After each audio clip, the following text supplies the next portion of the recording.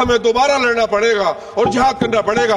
आखिर कब तक मुसलमानों को इस तरह से दबाया जाता रहेगा मुल्क में? मैडम, एक जुल्म की एक बर्दाश्त होती है और जब बर्दाश्त खत्म हो जाती है। रामपुर से समाजवादी पार्टी के सांसद मोहिबुल्लाह नदवी ने संसद में ऐसा बयान दिया है जिसे सुनकर काफ़ी लोग हैरान हो सकते हैं।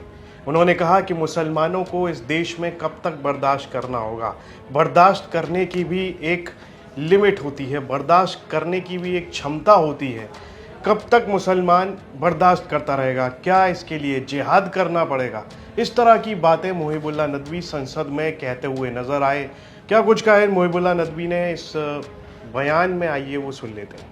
स्पीकर साहिबा, मैं आपके तवज्जुह से एक बहुत ही अहम मुद्दे की तरफ आपकी तवज्जो दिलाना चाहता हूं। वक्फ अमेंडमेंट बिल जेपीसी कमेटी बनाई थी, जिसमें हमारी पार्टी ने पहले ही कहा था कि सरकार की नीयत और नीति दोनों ही सही नहीं है।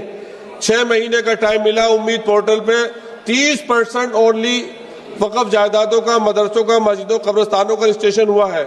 उस पर भी सर्वर डाउन चल रहा है और वो डेट खत्म हो गई है।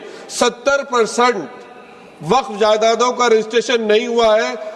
ऐसा लगता है कि आर्टिकल 25 और 26 को खत्म कर दिया गया। सपा सांसद मोहिबुल्लाह नदवी कहते हुए दिखे कि जिनके पुरखों ने आज़ादी की लड़ाई लड़ी थी, मौलाना अरशद मदनी, वो कह रहे हैं शायद हमें दोबारा लड़ना पड़ेगा, जिहाद करना पड़ेगा। आखिर कब तक मुसलमानों को इस तरह से दबाया जाता रहेगा? मुल्क में जुल्म सहने की एक बर्दाश्त होती है।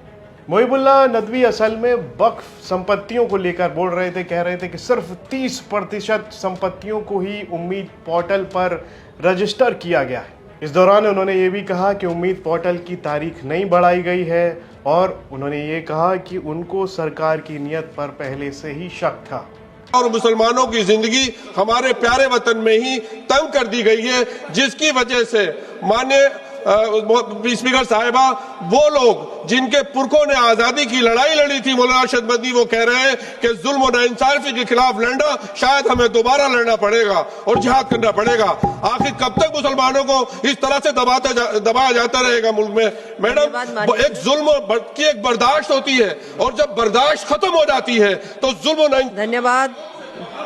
हाल ही में मौलाना अरशद मदनी का भी एक वीडियो वायरल हुआ था जिसमें वो कह रहे थे कि हमें लड़ना होगा, क्या हमें जिहाद करना पड़ेगा, कब मुसलमान कब तक बर्दाश्त करेंगे। उसी बयान को लेकर मोहिबुल्लाह नदवी ने संसद में अपना भाषण पेश किया है और इस दौरान मुसलमानों की बातों को सामने रखते हुए वो नज़र आए। मोहिबुल्लाह नदवी, आपको बता दें कि समाजवादी पार्टी के टिकट पर 2024 के लोकसभा चुनाव में सपा के टिकट पर उन्होंने लड़ाई लड़ी थी और उसके बाद में वो जीते थे। हाल ही में जब अखिलेश यादव संसद में बैरिकेटिंग को लांग गए थे, उस दौरान भी उनके साथ में मौजूद थे मोहिबुल्लाह नदवी और अखिलेश यादव और डिम्पल यादव। एक मस्जिद में जब गए थे तो वहाँ पर भी एक फ़ोटो वायरल हुई थी। उस समय भी वो काफ़ी ज़्यादा चर्चाओं में आ गए थे और अब एक बार फिर से मोहिबुल्लाह नदवी का संसद में दिया हुआ ये बयान चर्चाओं में है कि ख़ास तौर पर वो बात जब उन्होंने वो कही कि क्या जिहाद करना होगा, इसको लेकर चर्चाएँ लगातार चल रही हैं। इस पर आपकी क्या राय है? कमेंट बॉक्स में लिखकर हमें ज़रूर बताएं और यूपी से जुड़ी तमाम खबरें देखने के लिए आप देखते रहिए यूपी तक।